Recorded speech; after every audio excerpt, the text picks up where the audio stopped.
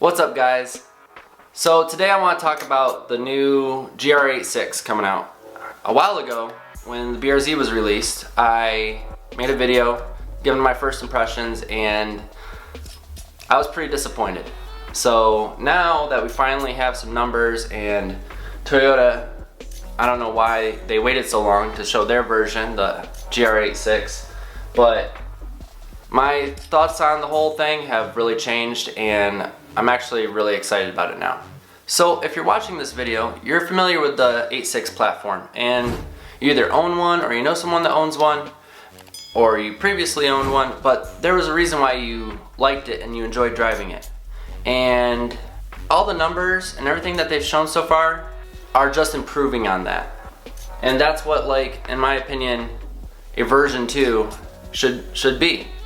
So yes, all the thing, and they addressed everything that, especially like what the journalist would say about it, is that it needed a little more power, and not a lot, but a little more.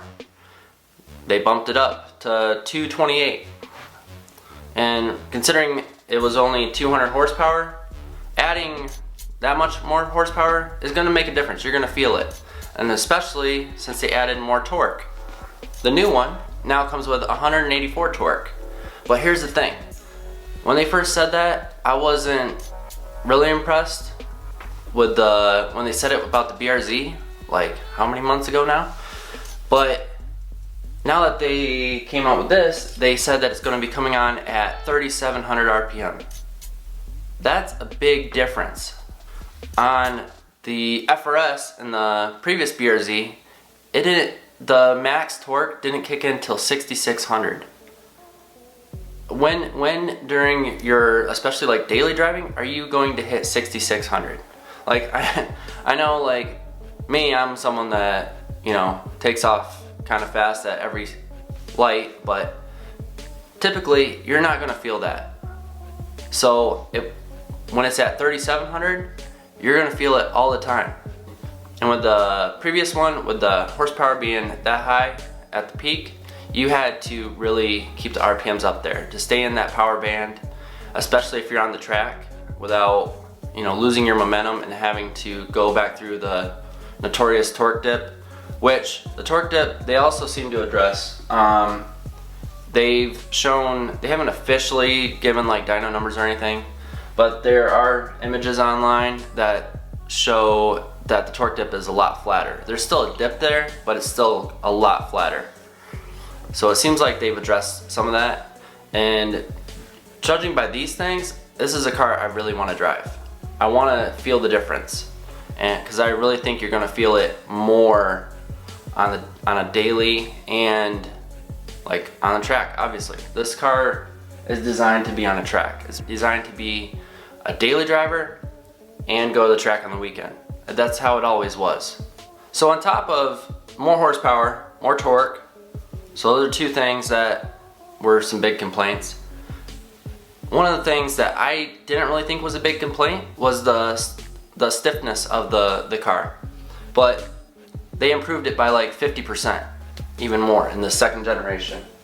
More so in the rear, but with that, you're gonna have better cornering, less body roll. But since they added that stiffness, you think you have to add more weight, right? Well, with the stiffness added, 50% more, and a bigger engine, is now a 2.4 liter over a 2.0, they only added 100 pounds overall, approximately. These are preliminary numbers, obviously. That sounds like a great driving experience. Now, styling. So when the BRZ was released, the photos and everything, I was also a little disappointed. And I was excited to see what the Toyota version would look like. Because on the previous one, I don't know your opinion, but I thought the FRS, and which obviously that's the one I own, but I thought it looked way better. Now, they finally released the production version, or what's close to it, and I think the GR86 looks way better. Even though they really didn't change a lot, it's mostly in the the front bumper, but I think that makes all the difference on the front end. But what I am still disappointed about is that they didn't change the rear end at all. I've seen so many memes about it, what it looks like. I mean, it looks like a Honda or a Camry or something, you know, whatever. And yeah, it does. It seems like they were, I don't know. I just don't like it. It does not flow with the rest of the car. And I said that before. What I also like, besides the front end though, is the side skirts. The side skirts, they obviously took reference from the TRD style ones, and now they're more of like a permanent. And then also, unlike the Supra, actually, the air vents on the front and the side are functional. I don't know how much, you know, and what else you can do to it, but the fact that they just did all that engineering and research to make these actually functional is awesome in my opinion. So interior wise, I think it's kind of awesome that all the points that matter, like the seating position, the wheel position, they really didn't change it at all. They updated it a little bit, but they really didn't change that. So I was really happy to see that stayed.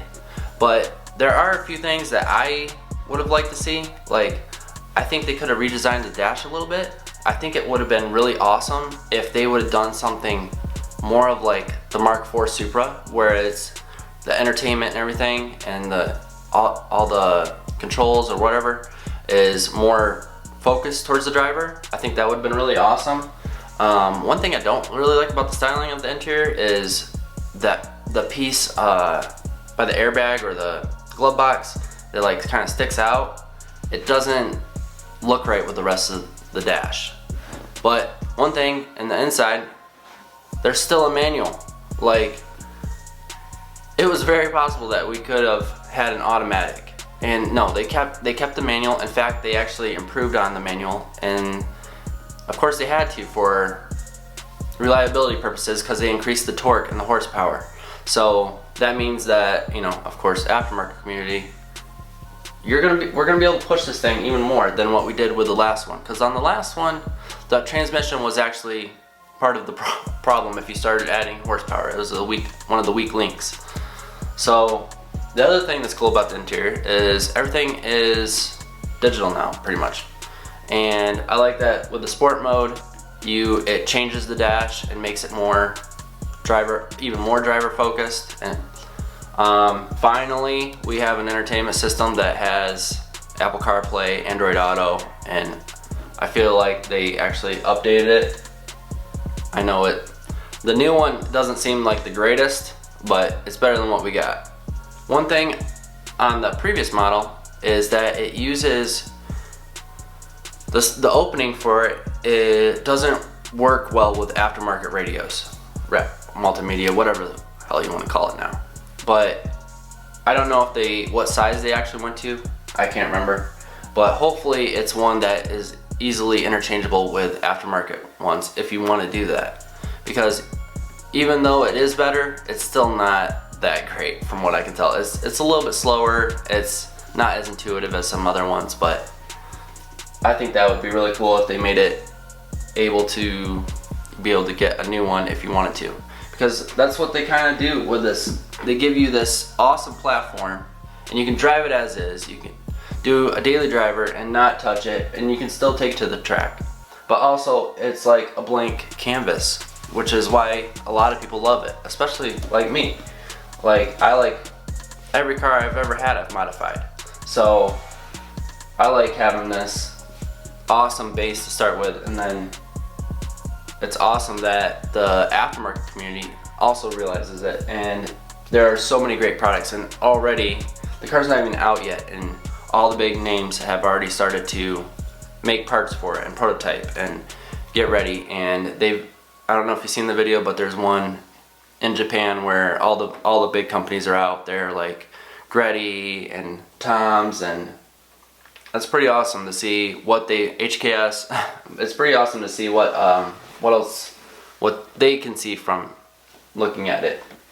So let me know in the comments, are you guys interested in getting a 8.6, or are you leaning more towards the BRZ? I'm leaning towards the 8.6 for sure.